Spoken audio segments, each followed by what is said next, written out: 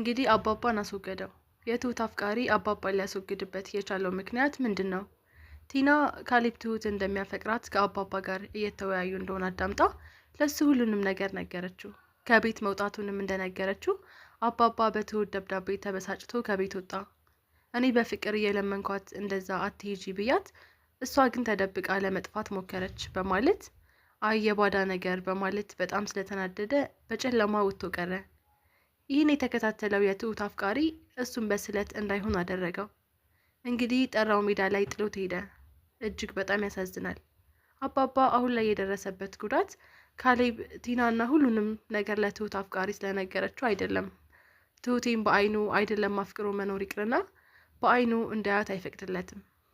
ስለዚህ አንቺም ንብረትሽን የራስሽን ማድረግ የምትችዩ የካሌብን አባት ስገልና እሱንም ትሁቴን ከሱ መንጠቅ የሚችለው አባቱን ሳሳጣው ነው በማለት ለቲና ነገራት። እጅግ በጣም ያሳዝናል። በትሁቴ ጦስ አባባ መሞቱ ትልቅ ችግርና ትልቅ ጸጸት እያቃጠላት የምትገኘው ትሁት መኖር ከብዷታል። ሰላም ውድና የተከበራችሁ የቻናሉ ቤተሰቦች እንዴት ናችሁልኝ? ሰላማችሁ ይብዛልኝ።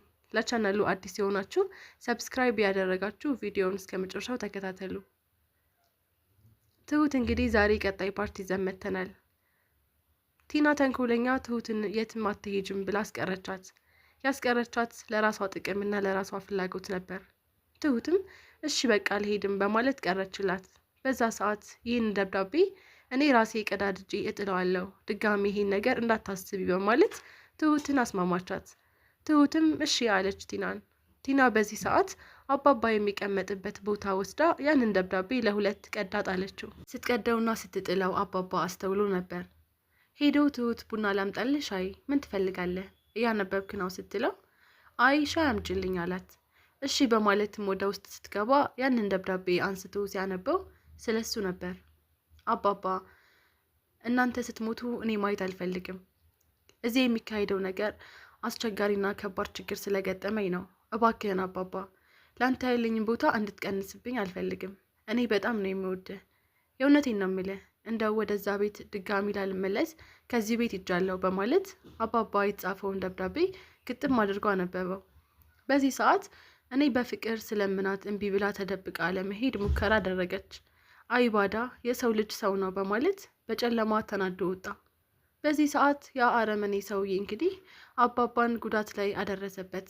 እጅግ በጣም ያሳዝናል።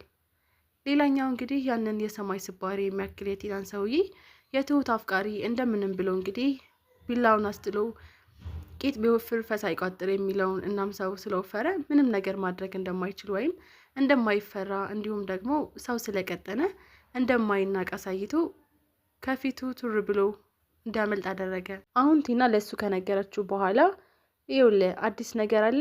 ምንድን ነው? ካሌብ ትሁትን ያፈቅራታል። የኔን ትሁትን ማን አባቱ ሊነካው አይችልም፣ ሊነካትም አይችልም፣ እገለዋለሁ አለ። ከዛም ቀጠለ።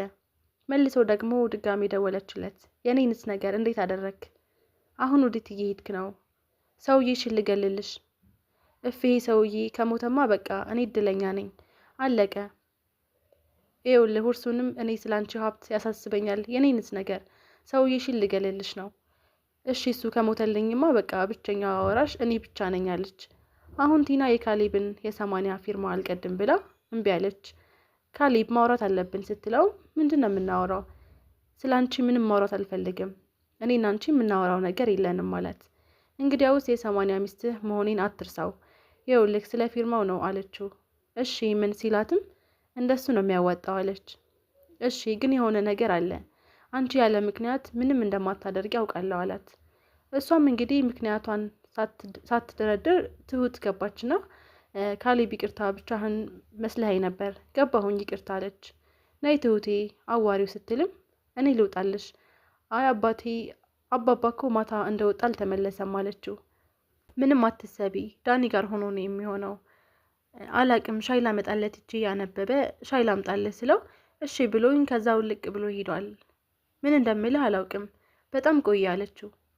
በቃ እሺ ዳኒ ጋር ደውላለሁ፣ አንቺ አትጨነቂ ትሁቴ አላት። እንግዲያ ሌላው ነገር ትሁትና ካሌብ አባባ እንዲቀራረቡ ስለፈለገ ፍቅረኛ እንዳላት ነግሮት ነበር። ትሁት ግን ፍቅረኛ እንደሌላት ለካሌብ ነገረችው። ካሌብን በሰዓቱ አባባን ለምን ዋሻኸኝ አለው። ምን ነው ማለት ምንድነው የዋሸው? ትሁት ፍቅረኛ አላት፣ አስተዋውቃኛለች አላልክም ነበር እንዴ ሲለው፣ እንደዛ ነው። አንተ ስለምን ዋሸኸኝ? ምን ዋሸው እኔ ደግሞ አለ። ይህን ጊዜ ቲና ያዳመጠች ነበር። ይኸውልህ ካሌብ፣ ቲና ትሁትን በደንብ እንደምታፈቅራት አውቃለሁኝ ሲለው፣ አባባ እኔ ትሁትን ከእህትነት የተለየ ሌላ ነገር ተሰምቶኝ አያውቅም አለ። አየህ ድጋሚ እየዋሸህ ነው፣ ስለዚህ ቀጥልበት ሲልም፣ በቃ አለ። አሁን ካሌብ ትሁት ሻይ አፍልታ መጣችለት። ነይ ቁጭ በያላት እናውራ ትንሽ ሲላትም እሺ ካልክ ብላ ቁጭ አለች። ሻይ የለሽም አታመጭም? አይ አላስፈለገኝም። አለዛ እኔ ላምጣልሽ እንዴ ትሁቴ ሲላትም ኧረ እኔ አልፈለግኩኝም ችግር የለውም አለችው። አሁን ግራ ተጋባች። እሺ ፊልም እንይ አላት። እሺ ደስ ካለ አለችው። ፊልም ማየት ጀመሩ። እናም በዚህ ሰዓት ቲና መጣች። ከዛ በፊት ሁሉንም ነገር ሰምታለች። ዳኒም አባባም ወደ ላይ ሄደ። ለማንበብ ቁጭ ብሎ ፎቅ እያነበበ ውጭ ላይ ያለ ያገኘው እንግዲህ በጣም አሳዛኝ ደብዳቤ ነበር። የትሁቴ ሌላው ዳኒና እንዲሁም ደግሞ ኤደን ድብብቆሽ ይጫወታሉ። እሷም በጣም ታፈቅረዋለች፣ እሱም በጣም ያፈቅራታል። እናም ዳኒና ካሌብ ቁጭ ባሉበት ሰዓት ኤደን መጣች። ኤደን ስትመጣ ካሌብ እንዴት ነህ ብላ ዳኒን ለማስቀናት ያደረገችው ሙከራ አወላክፏት ልትወድቅ ነበር። በዚህ ሰዓት ዳኒ ሩጦ እቅፍ አድርጎ አዳናት።